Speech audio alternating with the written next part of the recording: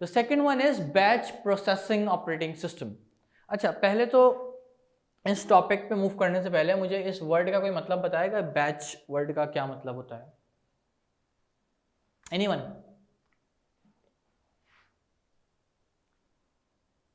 Group, very good. मास कह रहे हैं ग्रुप, हिबा भी कह रही हैं ग्रुप, ठीक है, जबरदस्त। फॉर एग्जांपल भाई आपकी क्लास का बैच है, हम बोलते हैं भाई ये batch of class 9, batch of class 10, ठीक है, तो ये बैच का मतलब क्या है? Group of people. तो यहाँ बात हो रही है ग्रुप ऑफ टास्क की, किसकी? ग्रुप ऑफ टास्क की, ठीक है आशिर, जबरदस्त, ठीक है। यहाँ बात कर रहे हैं किसकी? ग्रुप ऑफ टास्क की। तो बैच प्रोसेसिंग का मतलब ये है कि एक ऐसा ऑपरेटिंग सिस्टम जो मल्टीपल टास्क को एज अ बैच बना के एक वक्त में परफॉर्म करवाए। ठीक हो गया, सिंपल सी बात, सिंपल आसान सी अल्फाज में मैंने आपको बता दिया। अभी इसको पढ़ते हैं फिर इसमें क्या लिखा हुआ है, ठीक है। अभी बैच का मतलब क्या? ग्रुप। ग्रुप का मतलब क्या? Group of task. Group of task, जो टास्क, डिफरेंट टास्क को एक ग्रुप की फॉर्म में ले जाकर ऑपरेटिंग सिस्टम से परफॉर्म करवाए, ठीक है, उनको कहा जाता है बैच प्रोसेसिंग ऑपरेटिंग सिस्टम, ठीक है। अब थोड़ी सी बुक की वर्डिंग में पढ़ लेते हैं क्या कह रहे हैं। General term of batch processing is used for programs that are executed with minimum human interaction। ठीक है, पहली चीज क्या बता दी कि ऐसे ऐसे ऑपरेटिंग सिस्टम जिसमें मिनिमम ह्यूमन इंटरेक्शन होता है, राइट? क्यों होता है अभी बताते हैं। अभी this type of operating system does not interact with the computer directly. ये ऑपरेटिंग सिस्टम डायरेक्टली कंप्यूटर से इंटरेक्शन नहीं करते। Each user prepare his job and submit it to the computer operator to speed up processing. Jobs with similar needs are batched together and run as a group by an operator. The main function of a batch processing is to automatically keep executing the jobs in a batch. अब सुनो ये क्या क्या लिखा हुआ है, इसके अंदर क्या मुश्किल बातें लिखी हुई हैं।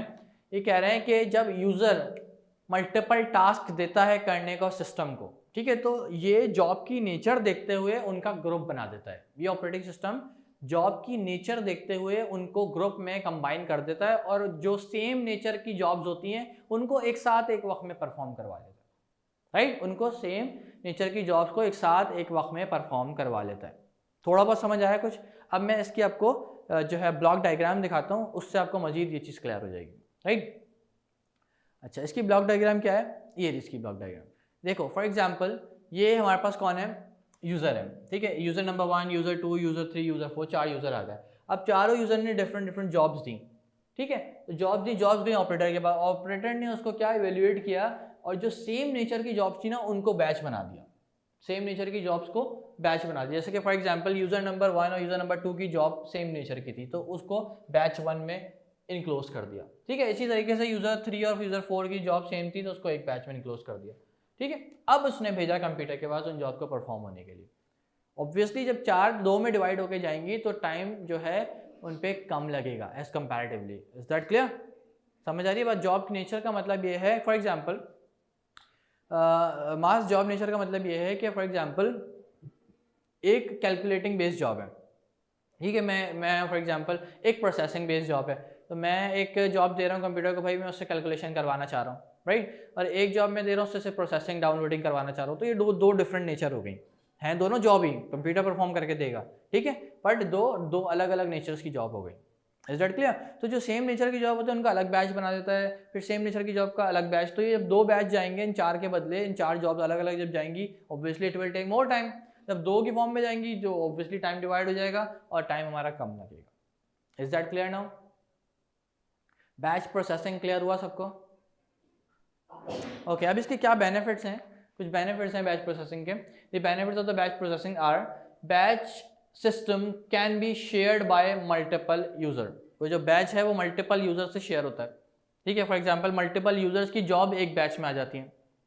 Number 2, the idle time for batch system is very less. Time reduce हो जाता है, अभी जो हमने बात करी। ऑब्वियसली 4 इंडिविजुअल जॉब जाएंगी वो ज़्यादा टाइम लेंगी, जब वो बैच की फॉर्म में जाएंगी तो वो कम टाइम लेंगी। The third one is next job start just after the current one. तो इस बैच की फॉर्म में जब वो मौजूद होंगी तो वो जैसी पहली जॉब खत्म होगी ऑटोमेटिकली नेक्स्ट जॉब खुद ही स्टार्ट हो जाएगी, ठीक है, just after the current one. जब पहले एक जॉब परफॉर्म हो रही है तो उसके फौरन बाद जो उस बैच में दूसरी जॉब होगी वो ऑटोमेटिकली परफॉर्म हो जाएगी।